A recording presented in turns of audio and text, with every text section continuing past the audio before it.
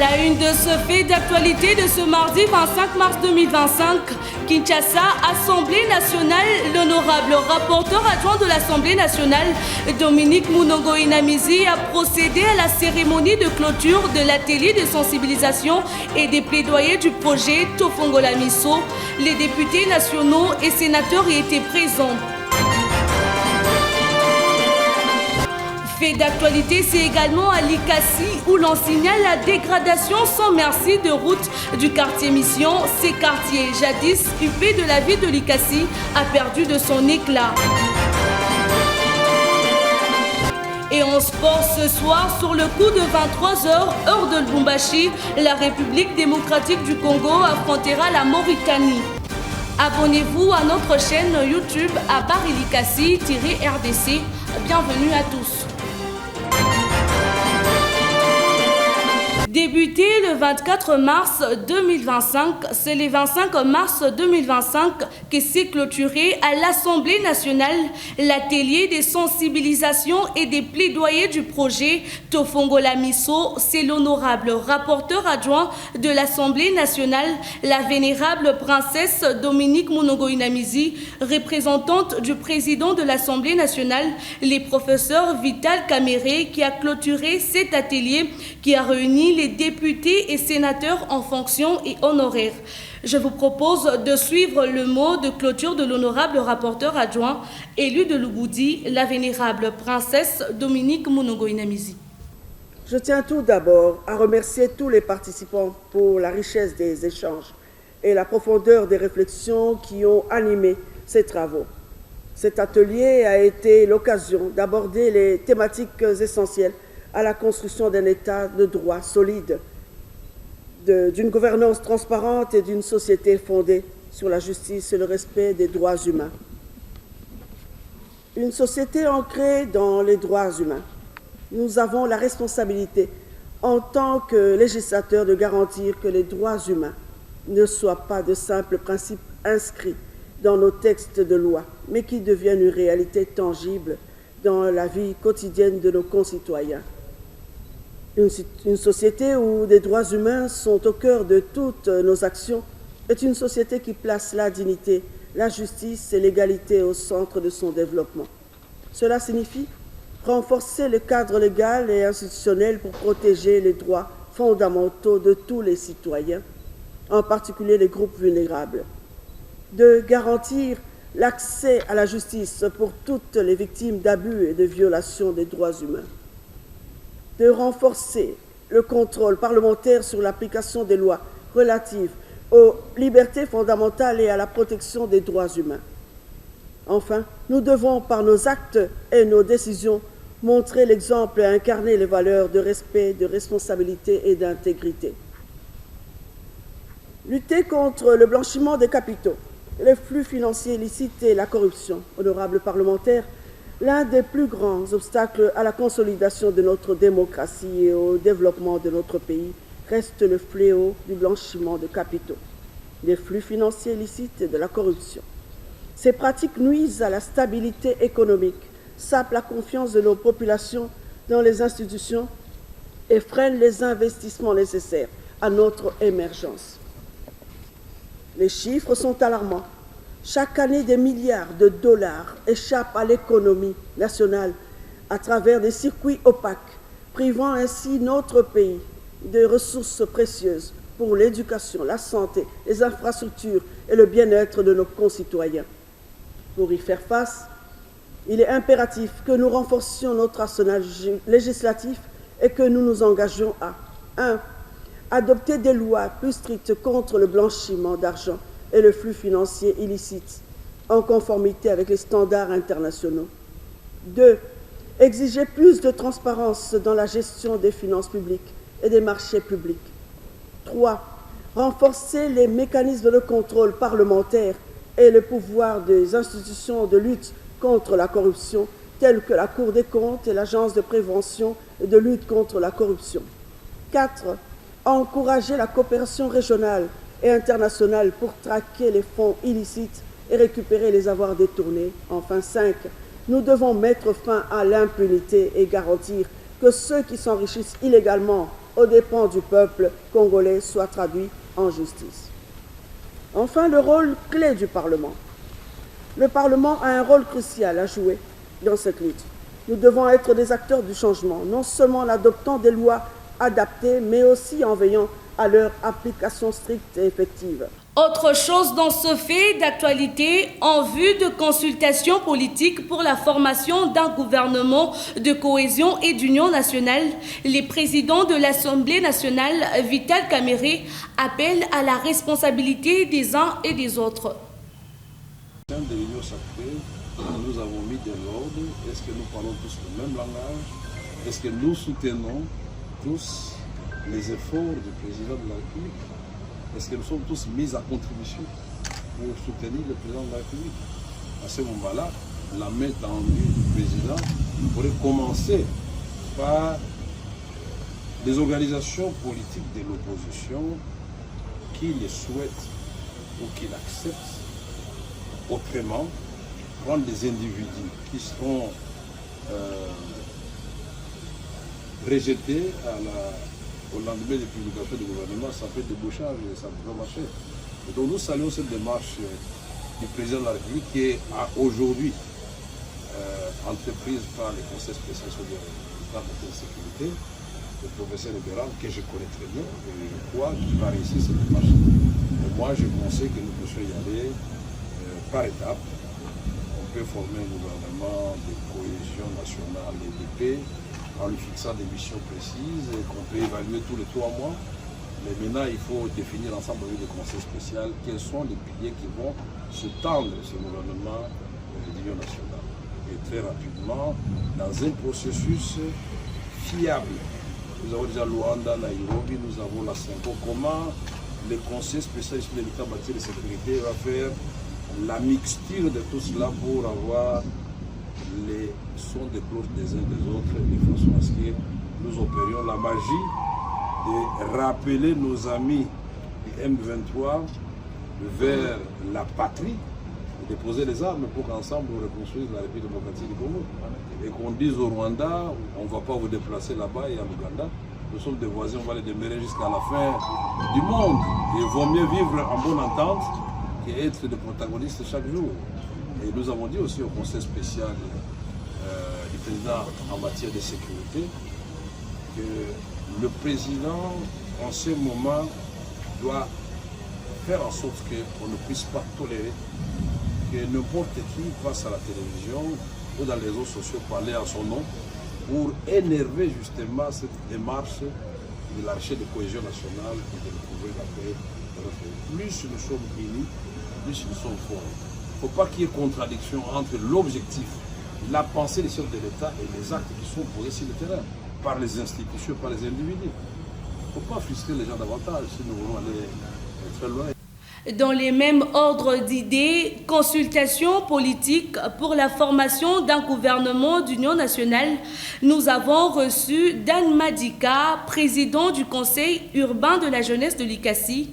Il est l'invité des Anges Capia. Fait d'actualité de ce mardi 25 mars 2025 reçoit Dan Madika. Il est président du conseil urbain de la jeunesse à l'ICASI. Il est également membre du comité local de développement, toujours ici à l'ICASI. Dan Madika, bonjour et bienvenue. Bonjour madame et bonjour à tous les téléspectateurs de Rema Média.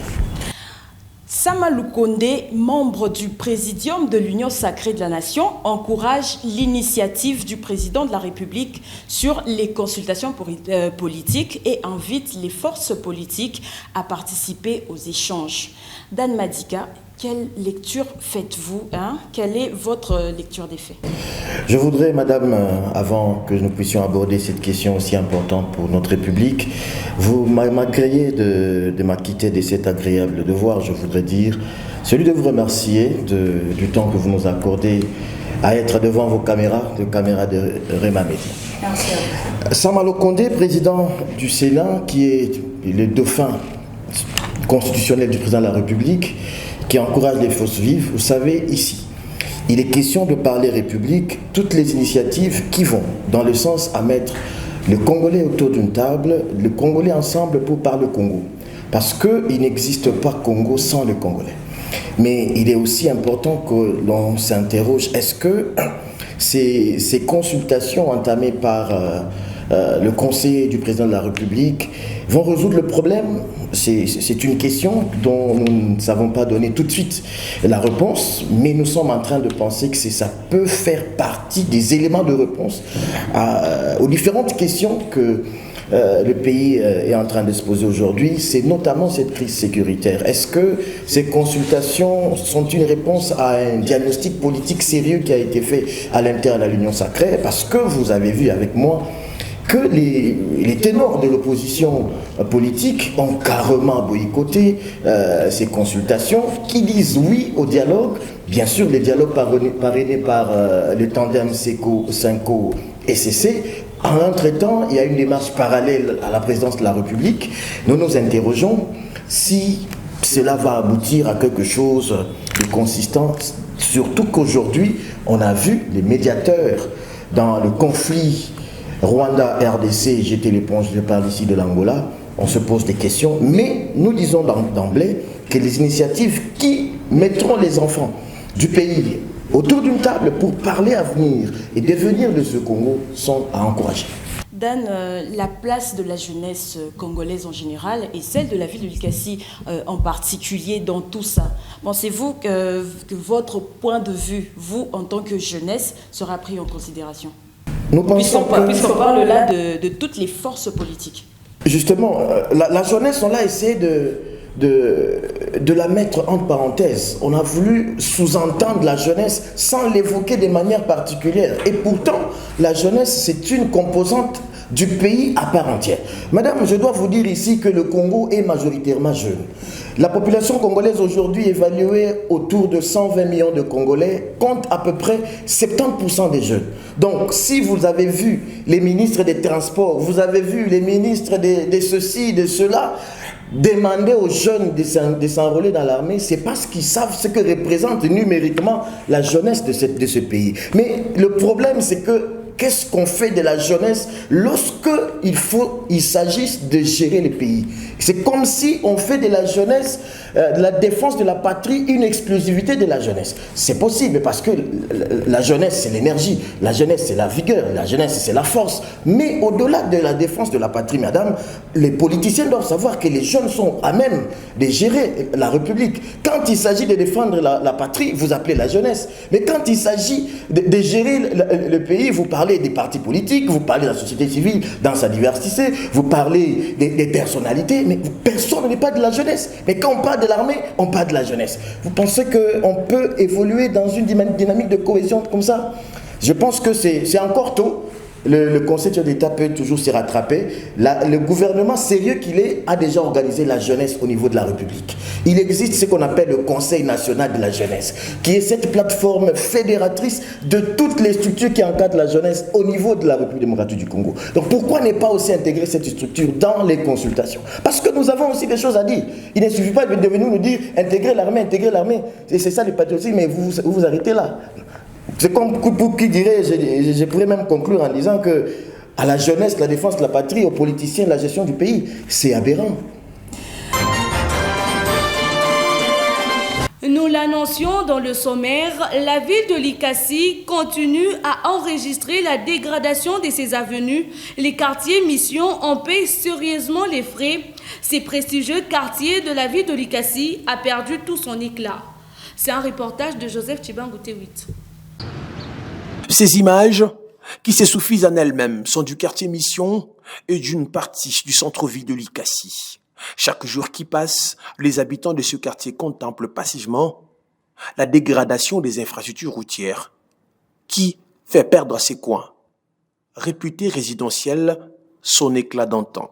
Des monticules de sable par là, des bancs de cochons par ici. Le quartier est défiguré. À l'œuvre de cet art destructeur, le camion haut.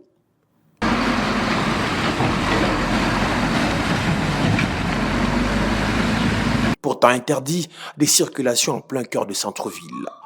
Au-delà de la poussière, la population de ce quartier fait face au vacarme incessant de camions, ainsi que la sécurité des enfants.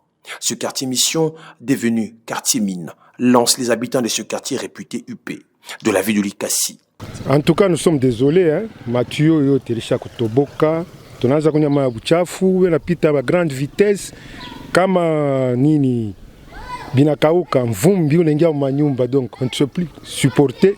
C'est trop sale en tout cas, ça c'est quoi? En tout cas, l'État tuangalilie kwa mambo. Le gouverneur, il est natif de Likasi. Qu'il fasse un effort, ngara quartier mission hii avenue Kapolo. Ni balabala moja hii kuna beba miotoka ya mingi sana. Vous voyez même là-bas à côté, nous avons un van lodge. Bon, ba client batakuwa je. Shebenya batoto tutasufrir. Tunalomba kwa gouverneur etuangalie kwa mambo ya balabala quartier Kapolo.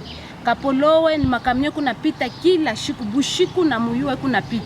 Bintu bya kujisha byo bile bikuna kwa mvumbi batoto banetulukula mamalara macho kumasomo beko nenda beko nibalurisha nju malari bikozi manitunenda napo kuma hospitalo bananzo babamba matashi mumbavu baba tumikake mumini me banakwa matashi kumbavu je nju ya mvumbi mai tukuna kunywa ya buchafu shia tuteke mai ya yabo ibeno shama dasani shi tunakunyaka ni regi nju regi njole tunapomelelea amu na batoto tetu tunabakomesha mu regi dezo me tukuna kunya mai ya buchafu tunambia ba regi bangare mpompi abapende kuangara mpompi kisha balabala iko buchafu hivi quartier mission haina vile kwa kaya zamani pale burkwa ville hapana pa sasa hivi shakuya hii haina quartier mission tena hii tunaanza kuita sema quartier mine haina tena quartier mission njuma kamnyo inapita tunakuwa ni mumini betongaririe kwa gouverneur yeni mtoto alikasi ako tongaririe kwa balabala hii tongaririe kwa tunalomba buluma kubuluma bwa Mungu akwa tongaririe kwa balabala tunateswa sana.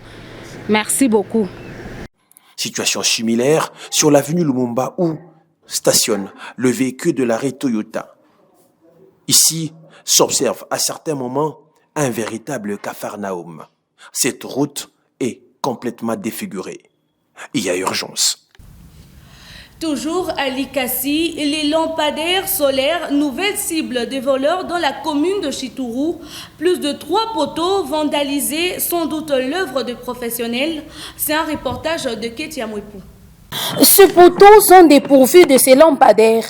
Ils ont été volés par des individus non autrement identifiés. C'est le constat désastreux qui se dégage dans la commune de Chitourou, sur l'avenue Biano qui joint à l'avenue Électrolyse, passant par le pont au quartier Charleroi. Malheureusement réclamé, à corps et à cri, l'éclairage public à Chitourou, les ennemis du développement ont commencé à détruire, s'exclame cet habitant. Bon, ni mubaya ina bien. Banatengeneja kisha tena shipaka shebenye tunalabisha ngo haina bien boko basensibiliser tu bana mifonisha bintu bizuri mwa mnaanza tena kualabisha ni je bobie ni barwande walikuwa kubeba bale bebe kwa sababu barwande pengine. Cet intérêt égoïste du sabotage est condamné avec la dernière énergie par la patronne de Chitourou, Madame le bourgmestre Anzaka Ali Malora, qui invite toute la population de sa municipalité à la vigilance. Parlons également du sport dans ce fait d'actualité. Ce soir aura lieu la 6e et dernière journée des éliminatoires mondiales 2026 zone Afrique avec des affiches. RDC et Mauritanie 23h, Maroc et Tanzanie 23h, Égypte et Sierra Leone 21h, Cameroun et Libye 21h, Nigeria et Zimbabwe 18h. Et pour affronter la Mauritanie tout à l'heure, soit 23h temps de Likasi, Sébastien Desabre espère ne pas revivre les catastrophes arbitrales de la dernière confrontation entre les deux nations. Je vous propose d'écouter l'entraîneur dans ce propos recueilli par Luc Kitoko Binamé. La Mauritanie était le premier adversaire il y a déjà pas mal de temps à Kinshasa. Là, c'est le premier match de la phase retour. Donc, les impressions sont que nous, on est positionné en haut du classement, qu'on est concentré pour prendre étape par étape et essayer de se rapprocher au maximum de notre objectif qui est la qualification pour la Coupe du Monde. Voilà, donc le contexte est différent de celui d'il y a quelques jours chez nous. C'est à l'extérieur. Donc, on doit être capable de gérer tous les événements qui peuvent se présenter devant nous en toute humilité, avec beaucoup de concentration. Non, je pense que toute équipe qui veut se qualifier pour la Coupe du Monde a que des matchs difficiles. Ce sont des matchs très difficiles, quel que soit l'adversaire. On connaît le passé avec la Mauritanie. J'espère que demain, ça sera une toute autre image du football mauritanien qu'on avait pu voir lors de notre première rencontre à Nouakchott. On avait vu des choses que l'Afrique n'a pas besoin, avec un arbitre qui avait été suspendu 3 mois après notre match. Donc on espère que demain ça sera du beau spectacle contre une bonne équipe, parce que la Mauritanie est en pleine progression. C'est vrai qu'elle a pris un virage, on va dire un deuxième ou un troisième virage après Corentin, Amir et maintenant avec un coach espagnol. Je sais que oui, effectivement, ils sont assez loin au classement et que leur objectif est forcément de reconstruire quelque chose d'une équipe, et c'est pas forcément le même effectif, mais nous on se concentre sur nous-mêmes, quel que soit l'adversaire, qu'on respecte beaucoup, et je le répète, voilà, on a besoin demain d'avoir un bon match, que le Congo fasse un bon match, que la Mauritanie fasse un bon match, et surtout que l'arbitre fasse un bon match. Merci de nous suivre sur Alfadjiri Télévision, Ali Kassi, et partout dans le monde sur notre chaîne YouTube Abar Ali Kassi-RDC. Merci et au revoir.